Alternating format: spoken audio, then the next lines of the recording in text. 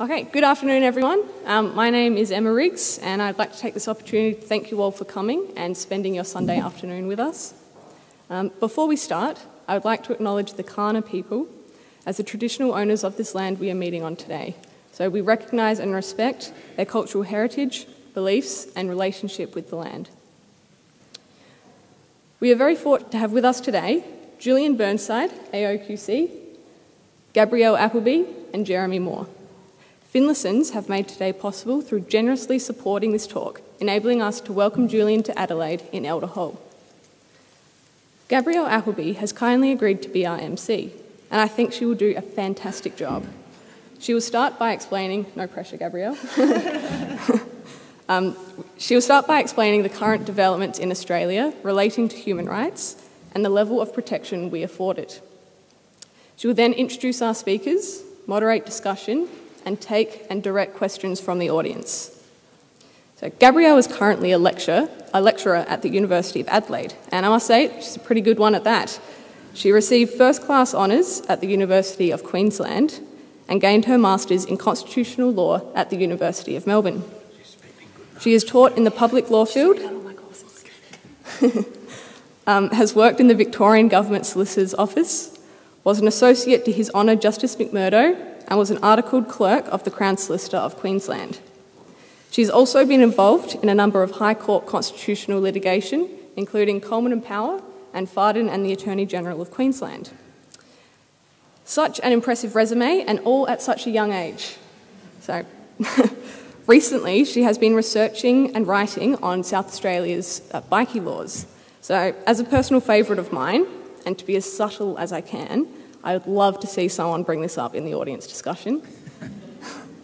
Anyway, I think that's enough talking from me. I'll now hand over to someone much more competent than I, so please join me in welcoming Gabrielle Appleby.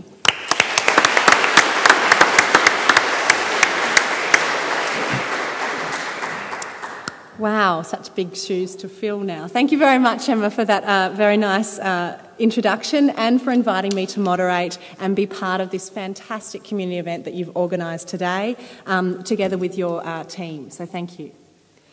I'd also like to thank everyone here today. Okay, so you've given up your Sunday afternoon, which is fantastic, to listen to a conversation between two prominent human rights promoters, Julian Burnside, AOQC, and Jeremy Moore, about the question of whether Australia needs a Bill of Rights. It's a conversation I hope that you will also be able to be involved in as we ask questions from the audience at the end. Many of you will be aware that on Thursday of this week, the Attorney General released the report of the National Human Rights Consultation Committee into the question of the protection and promotion of human rights in Australia. The committee's inquiry, commissioned by the Rudd government last year, was the biggest inquiry in Australia's history. It was truly tremendous in its consultation efforts. The committee received over 35,000 submissions. It conducted 66 roundtables in over 52 urban and rural locations around the country. Of the submission received, 27,888. It's a big number, it's 87% of the total, supported the introduction of a Human Rights Act of some sort.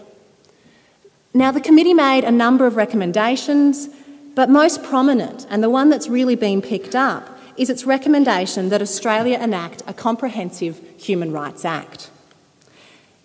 It's very timely that's on this very question that you're going to hear a conversation today. Respect for human rights is now seen as fundamental in every democratic society.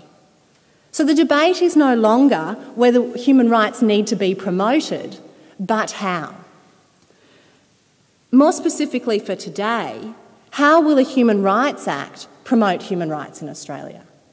What will it add to what we already have? Do we really need it?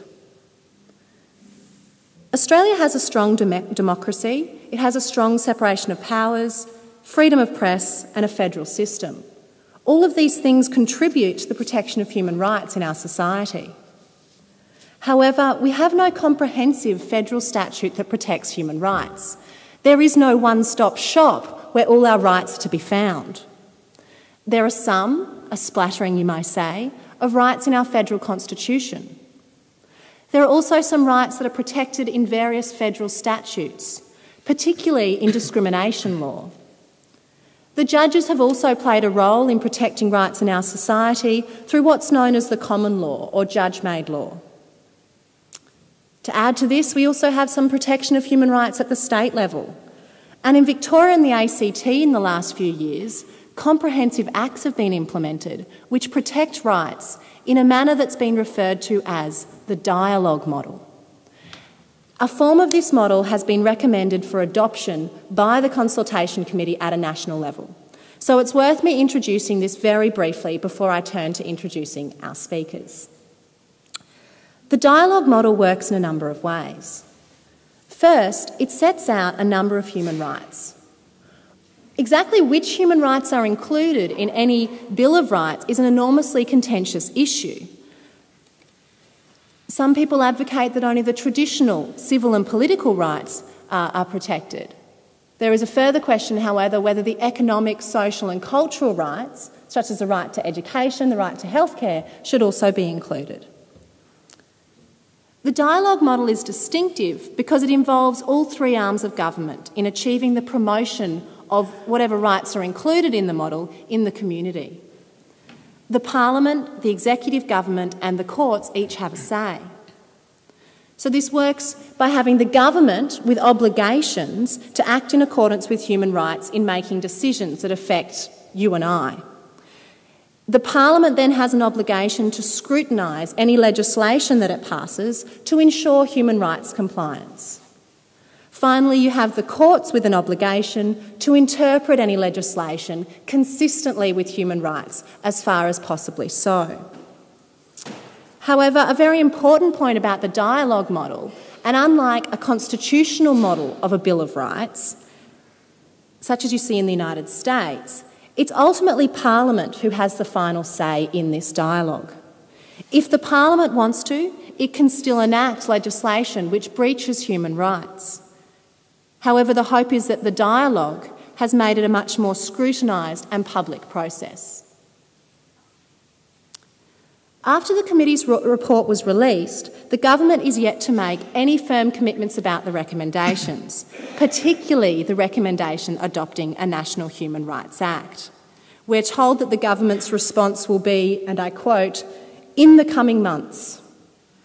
The debate continues. Now, while the focus of the press has inevitably been around the recommendation to enact a Human Rights Act, the very first of the recommendations of the committee is that education be the highest priority for improving and promoting human rights in Australia. There is a large emphasis throughout the report, if you ever have a chance to read it, on creating a human rights culture. Now, education is, of course, exactly why we are here today.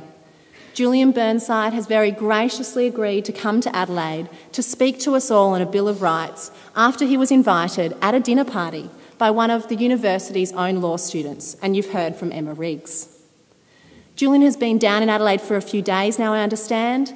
He's also speaking with the law students at the University of Adelaide tomorrow, and I also understand he's spoken with some GDLP students, taking this obligation of education really seriously. We thank you.